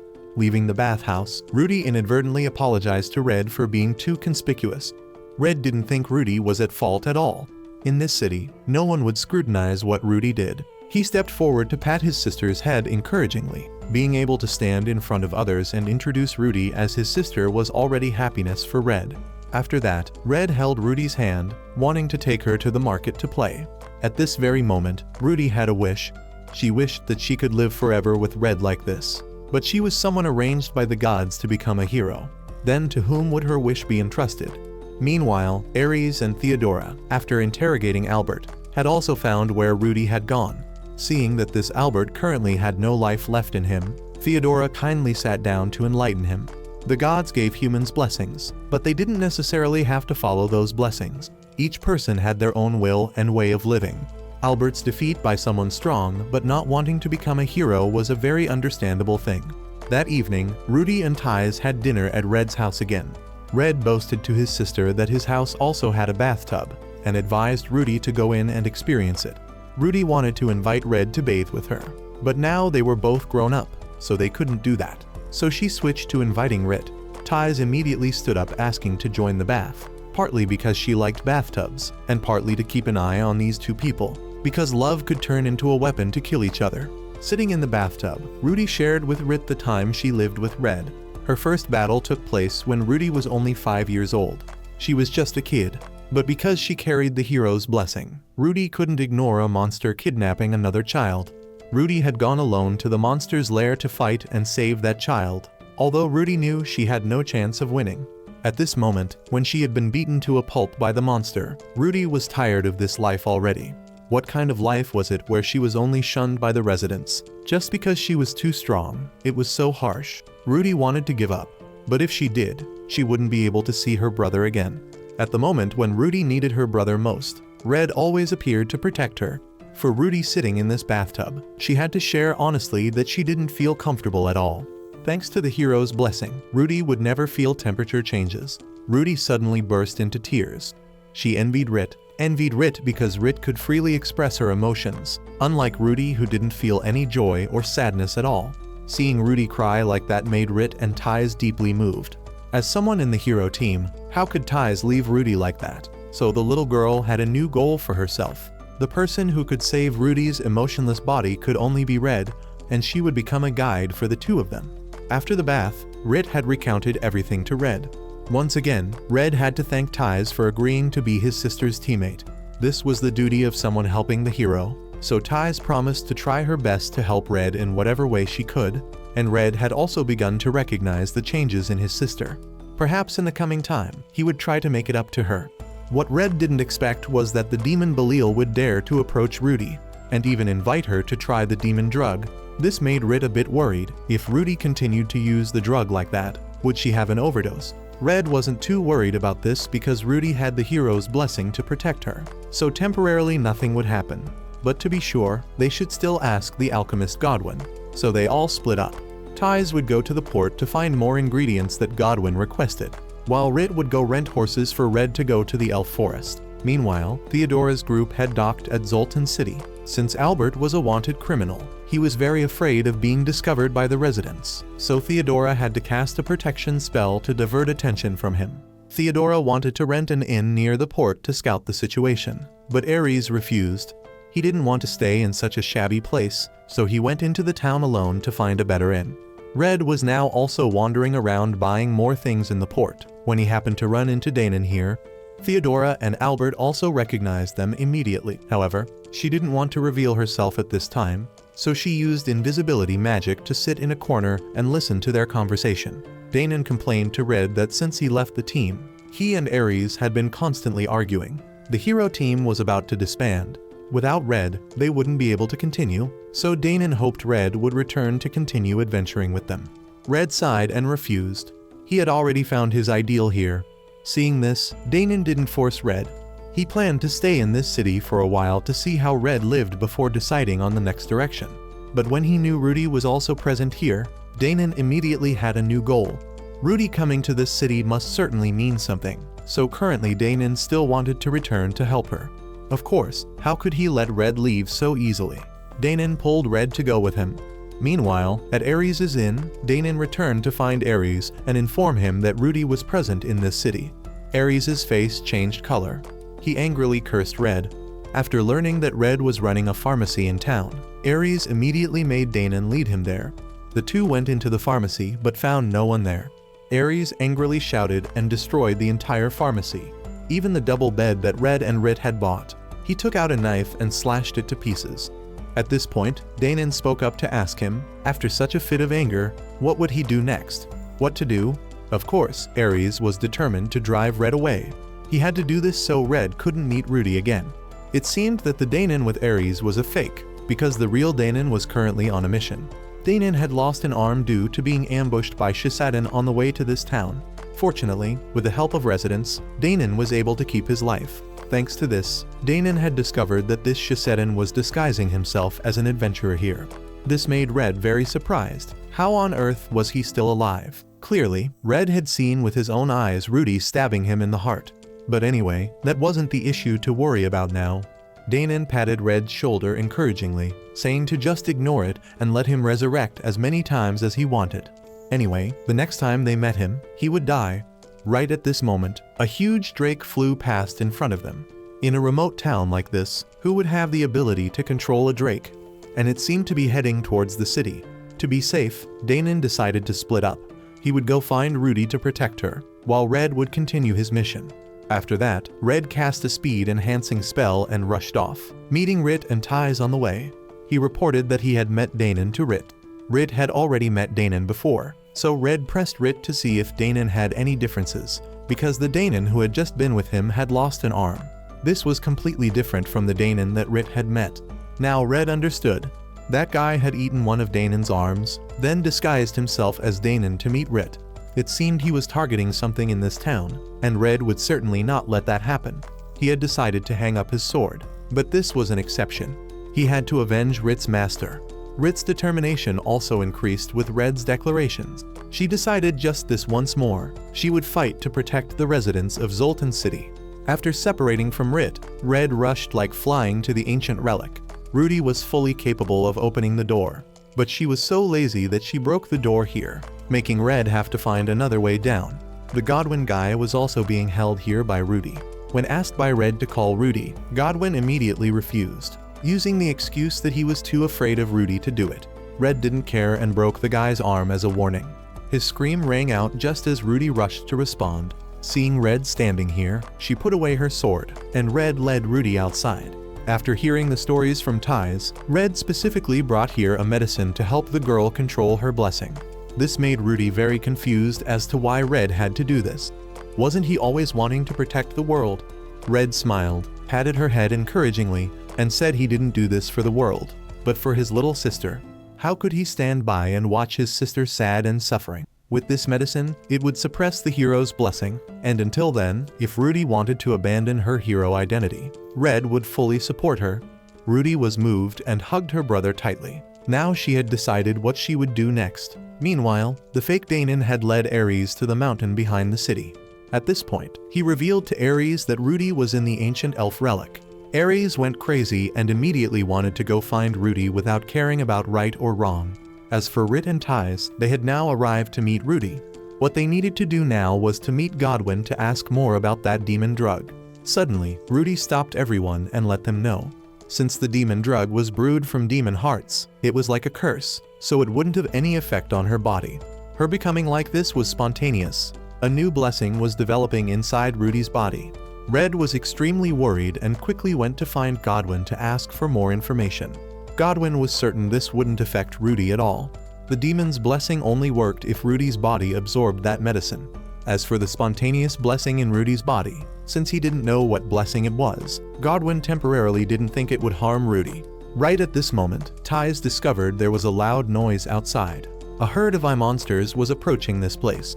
Rudy didn't hesitate to cast spells to destroy them, then rushed off to find the mastermind. Red hurriedly let Rit escort Godwin, then ran after to support his sister. The troublemaker turned out to be Aries.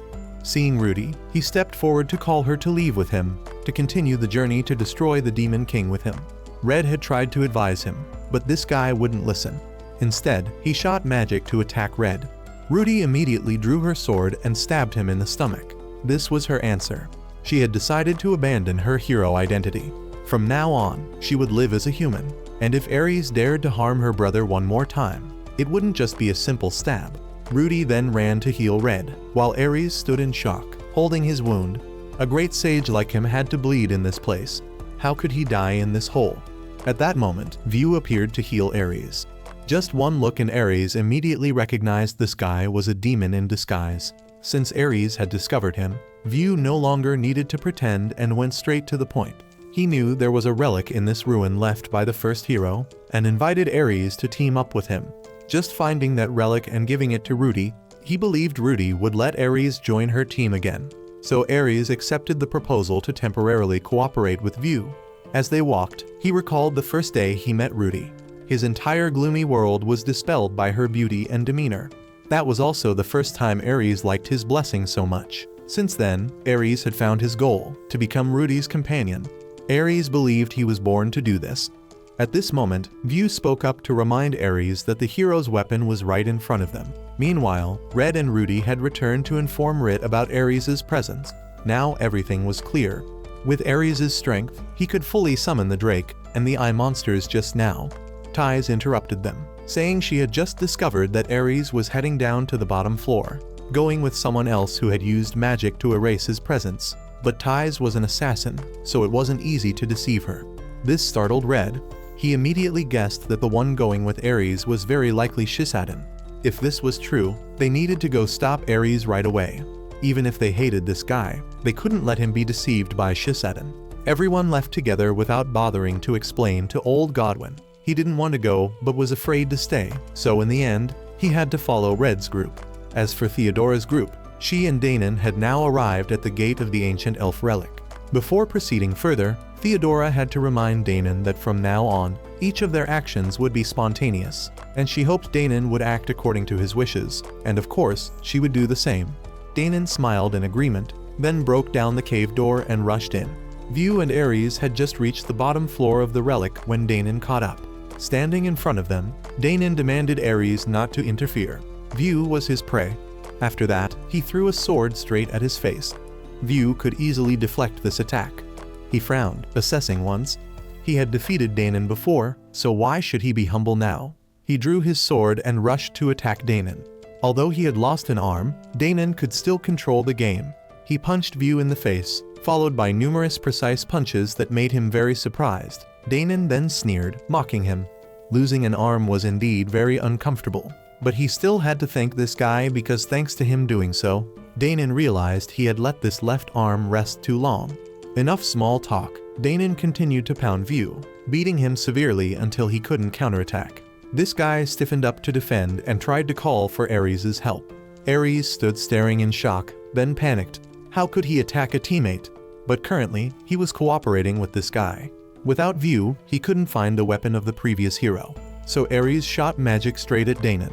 This unexpected spell made Danon unable to react in time, and View seized this opportunity to stab his sword into Danon's stomach area, then cast an explosion spell. Taking such damage, Danon could still stand firm. This made View acknowledge Danon as a skilled warrior, but that was it. He shed his human disguise, returning to his demon form, and drew a knife to attack Danon. Danon had tried his best to break all of his swords, but this guy had too many arms and legs. He couldn't control them all, and in the end, still failed. Looking at Danon falling, Aries still didn't feel anything. It was because he had betrayed teammates like this before.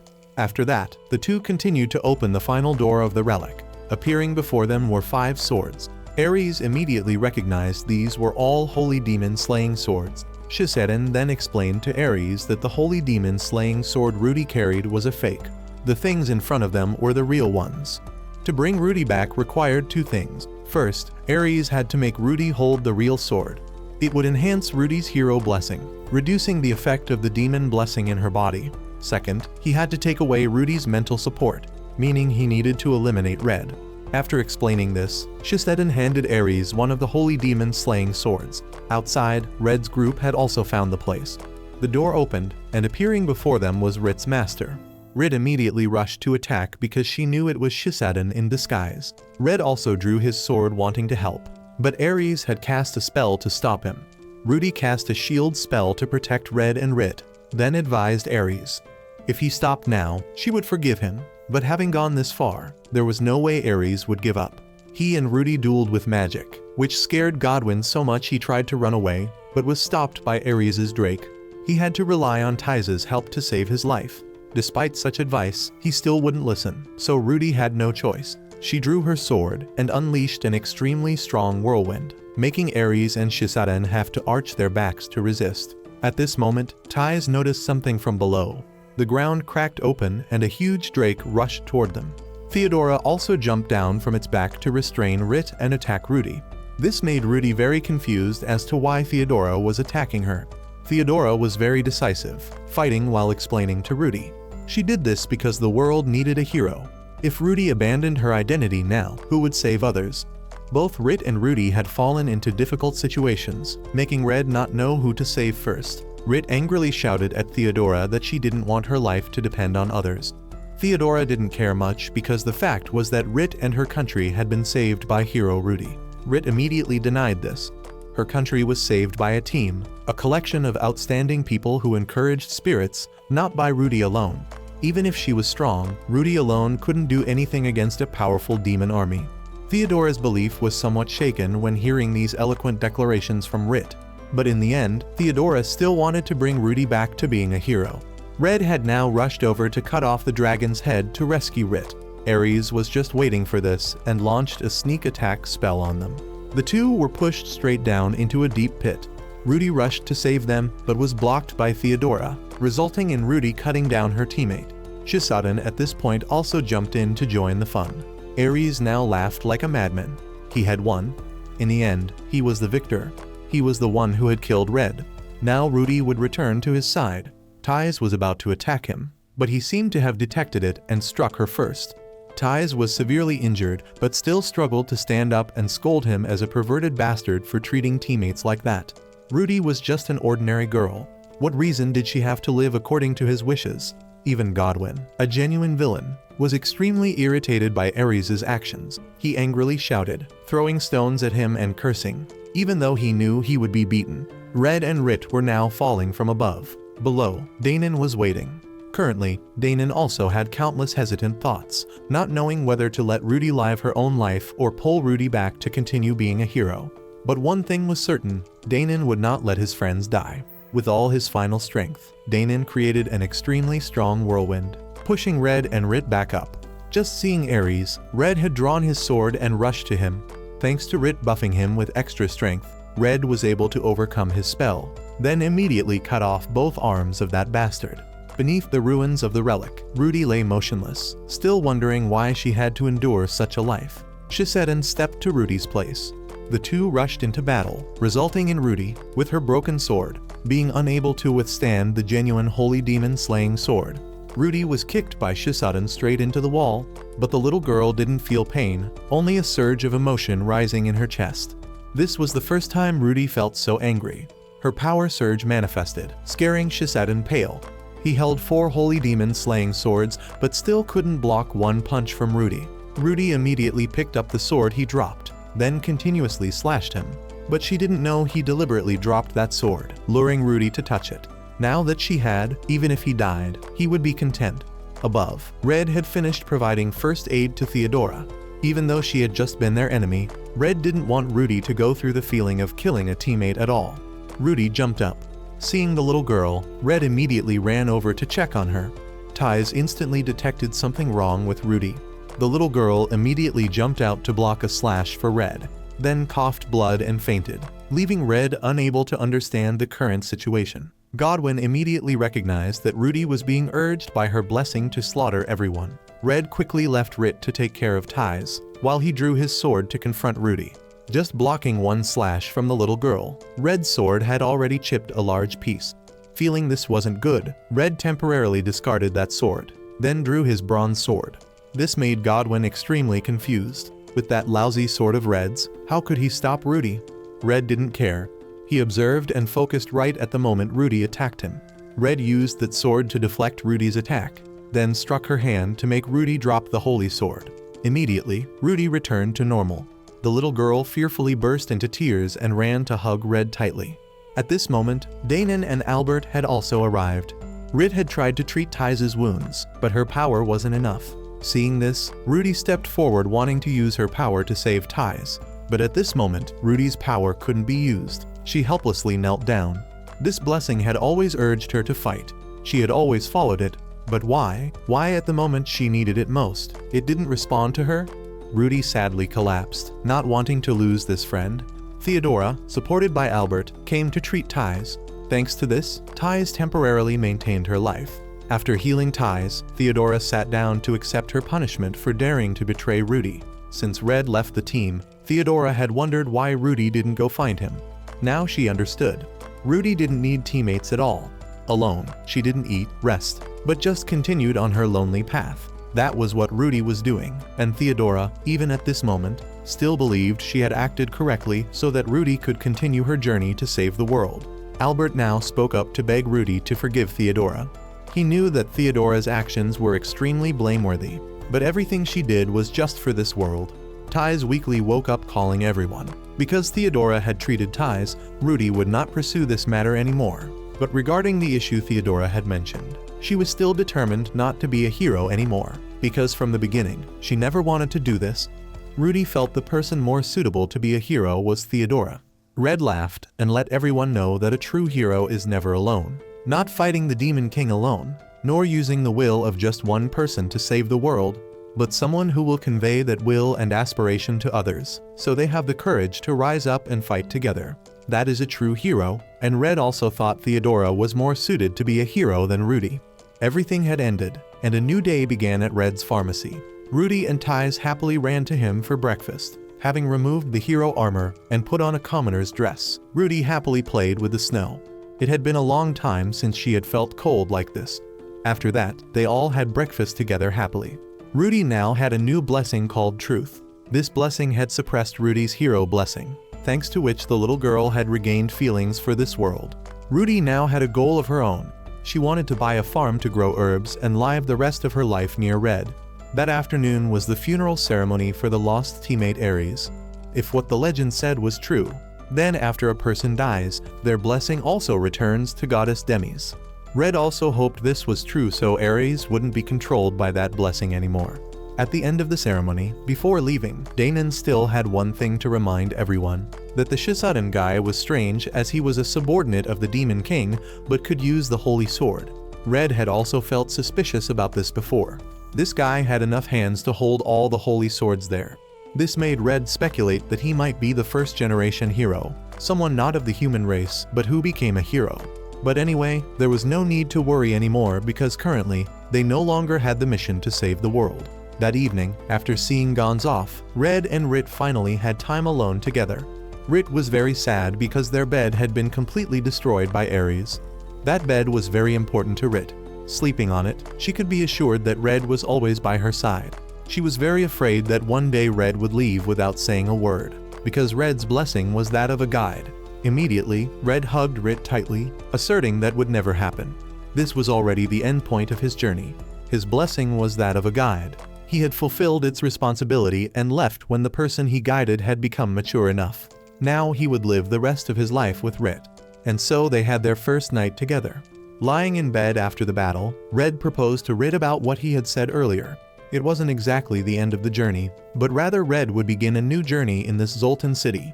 A simple, slow journey, living with Rit and taking care of the pharmacy. Then their family would welcome new members, new laughter. Such a life was what Red had always wished for. The next morning, Red yawned widely as he came downstairs and saw Rudy already waiting for him. The two went to the port together to play. Red bought Rudy the piece of jewelry he thought suited her best, making Rudy very happy. Then both went to eat together, walked around the town together, and afterward sat down to rest beside a stream. At this moment, Rudy shyly thanked Red. She had never thought there would come a day when she could live with Red like this, and even have new friends too. This life was truly wonderful. And so Rudy's leisurely life with Red at the frontier began. The following days were days of competing with Rit for Red. At this time, a sister from the Adventurers Guild had rushed over to ask Rudy to go defeat monsters. And Rudy had agreed immediately. Seeing Rudy so happy made Ties happy too. This was the face a hero should have. Fighting for one's own will, not for the blessing. Fighting, and she would always have a place to return to.